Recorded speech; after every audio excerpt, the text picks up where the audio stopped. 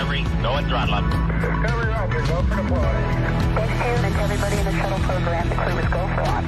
Roger, nice to be in orbit. We have followed in their footsteps to get us where we are today.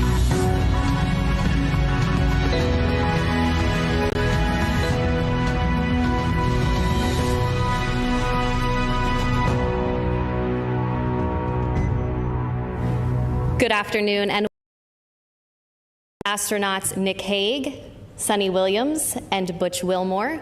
We'll be taking questions from here in the room and on our phone bridge, but before we do that, we'll kick it off with some opening remarks from our crew. Nick, go ahead.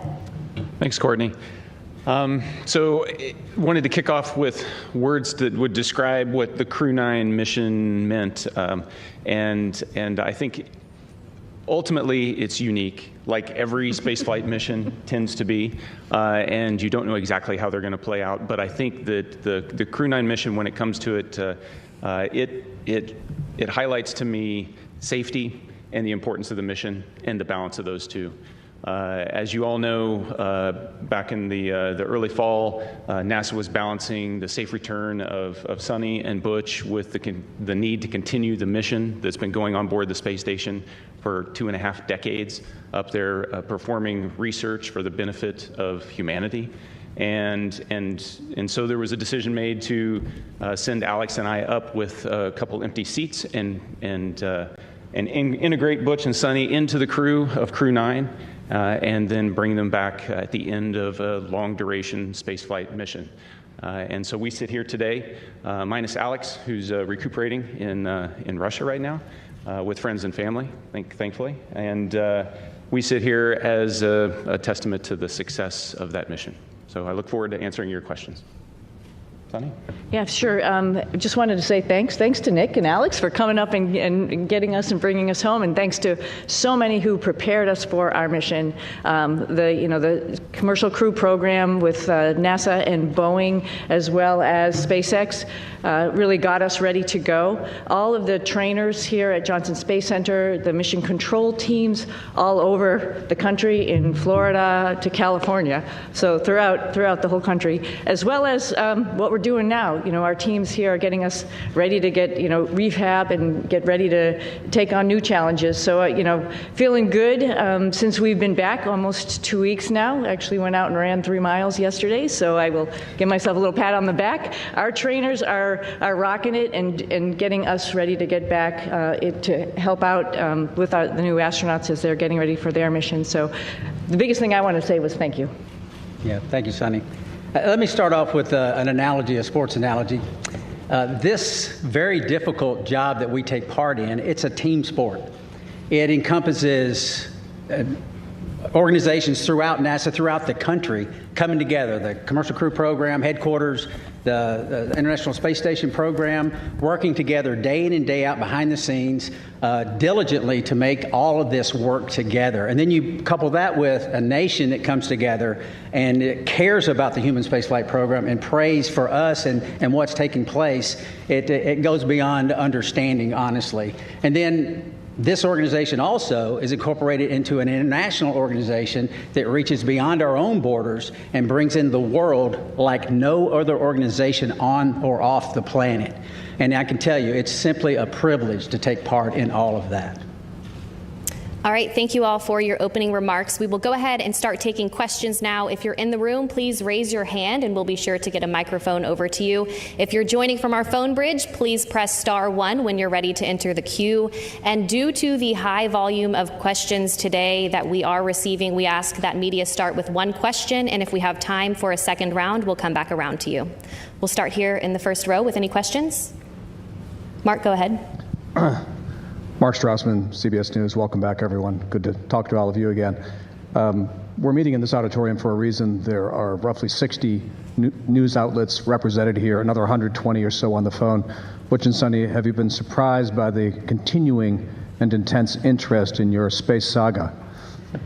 I would have to say yes, absolutely. You know, it's interesting. We go and launch, and we knew it was a little bit unique. Obviously, first time flying on a new spacecraft. So yeah, that was interesting. But you know, then life goes on up there. And I mentioned yesterday, you know, we pivoted and we are International Space Station crew members, and we're doing what all of our other friends in the astronaut office do: is go and work and train and do amazing science experiments up on the International Space Station. So you know, I think you sort of get maybe a little bit tunnel visioned in what your job is. So it's, do your job type of thing, right?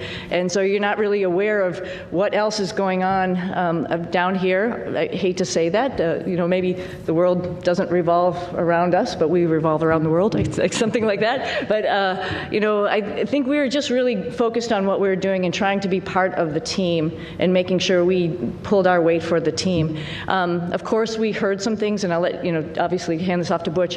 Heard some stuff from our friends and family that people were interested and wondering what was going on and concerned about our health and all that kind of stuff while we were up there. But I mean, we were just part of the team doing the job, filling in wherever we could, and then knowing that there's rotational flights and we will be coming home eventually on a rotational flight. So no, I don't think we were aware to the degree. Pretty honored and humbled by the fact of when we came home, like, wow, there are a lot of people who are interested, very thankful, very amazed that we could hopefully be one positive element to bring people together. Yeah, I don't know that there's much I could add to that. Just thankful for a nation that cares, a nation that prays, and a nation that is involved in the processes that are important to all of us. Okay, we'll take our next question here in the room. Tom, go ahead. Hi, Tom Costello with NBC News. Again, welcome back. Nice to see you all. Everybody's been thinking about you and worried about you. And I'm wondering, once you got your feet back on terra firma, what's the first thing both of you wanted to do? And were there any foods you were craving after 9+ months? Go ahead, Sam. Oh, yeah, I wanted to hug my husband and hug my dogs. And I'll say that in that order.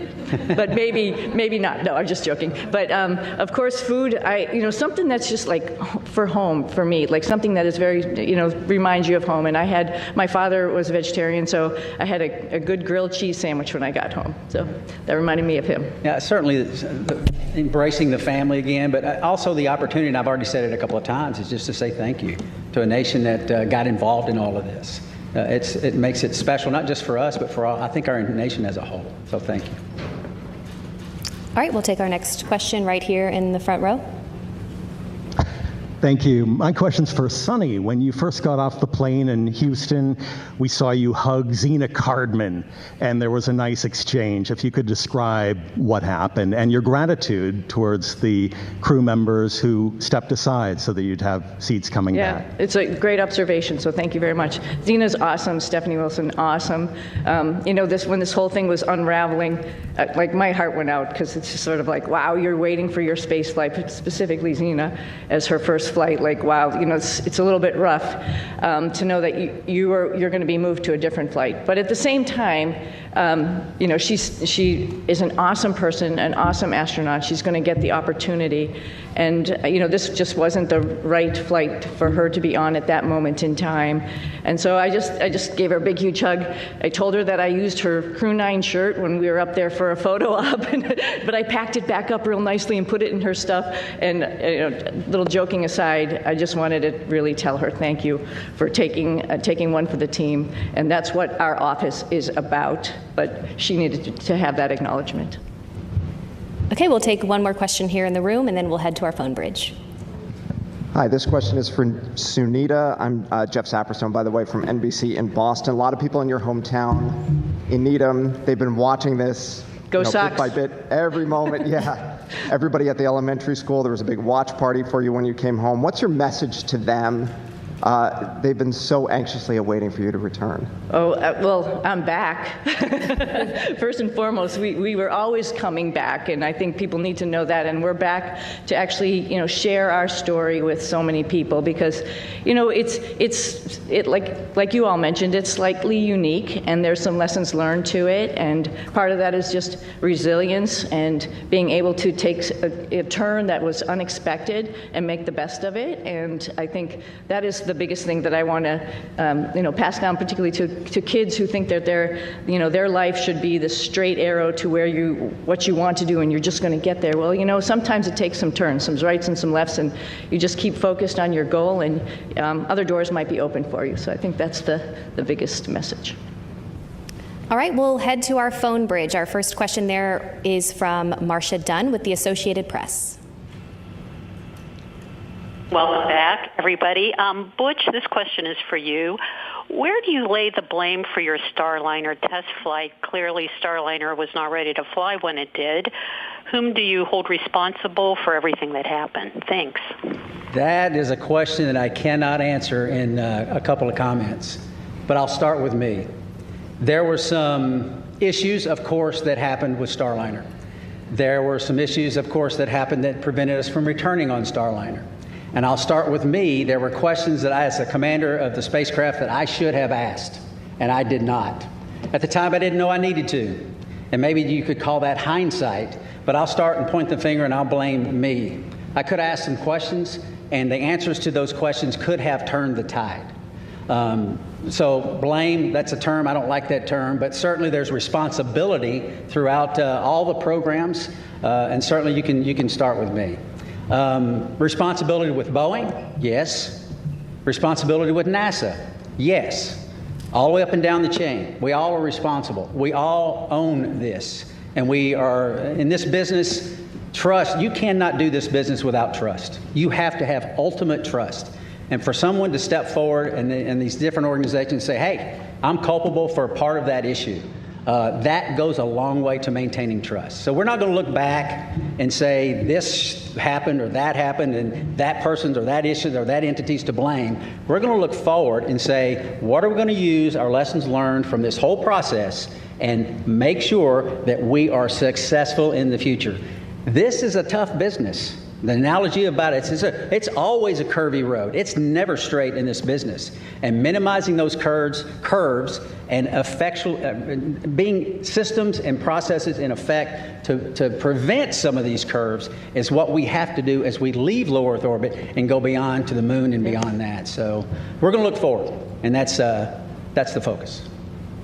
All right, our next question on the phone bridge is from Anthony with Spectrum News. Hello, welcome back, everyone. It's nice seeing everyone return healthy and safe. I have a question for both you, Sunny, and Butch. Given an opportunity, would you guys go up on Starliner again? Yes, because we're going to rectify all the issues that we encountered. Yeah, we're going to fix them. We're going to make it work.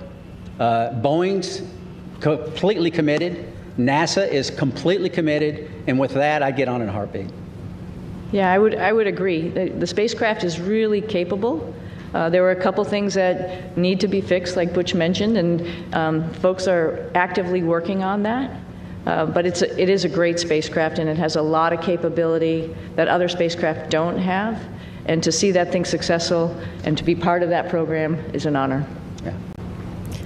Our next question is from Jackie with the Times of London.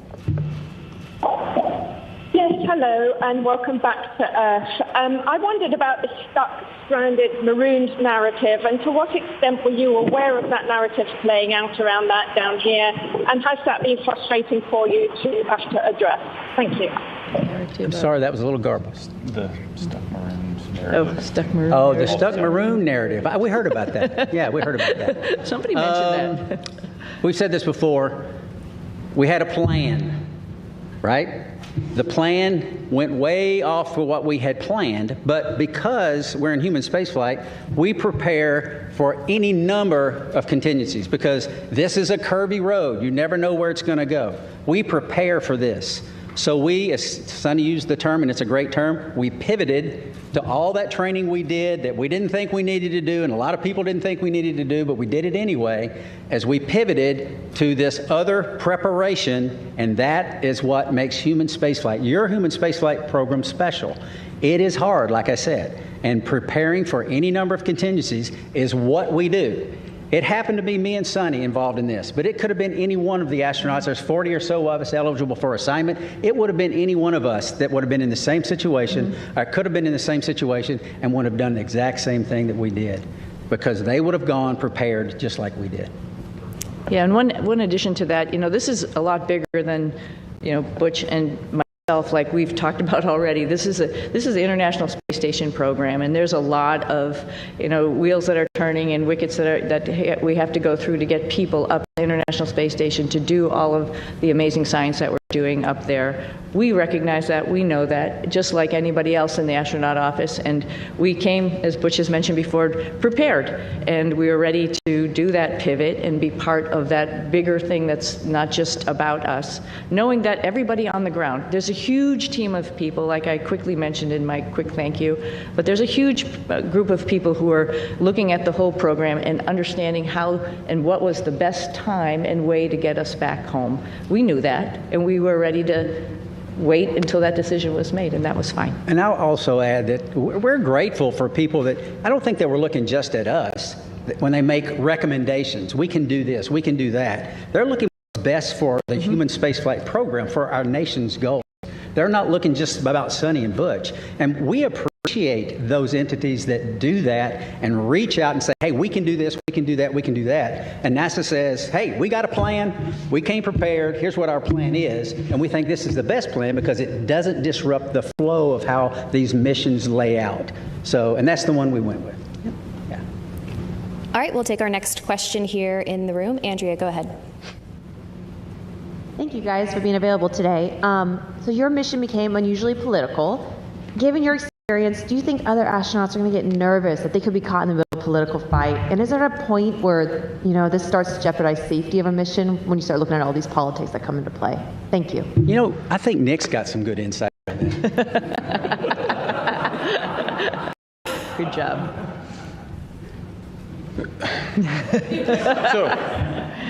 So the way I'd like to answer that is that when we're up there operating in space, you don't feel the politics, you don't feel any of that. It's focused strictly on mission. And if I step back a little bit to the question before, Butch and Sonny talk up here, they make it sound like, everybody figured out what they could do with us. The reality is they are highly skilled, very technically competent, and it took everything I had on every day to keep up with them as they're moving along. So they were more than just gap fillers on the station. They were productive, pushing the station mission forward. And Sonny was the station commander, so she was calling the shots. So you get in that environment, that operational environment, the politics, they don't make it up there.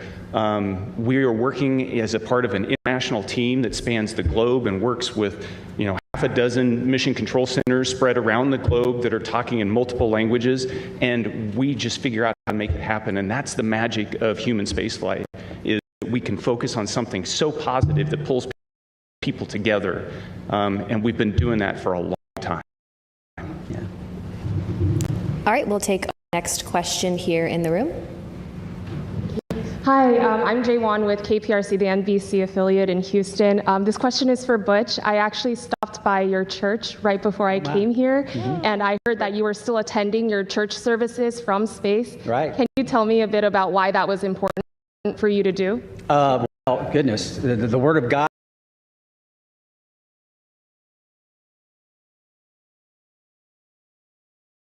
About why that was important for you to do?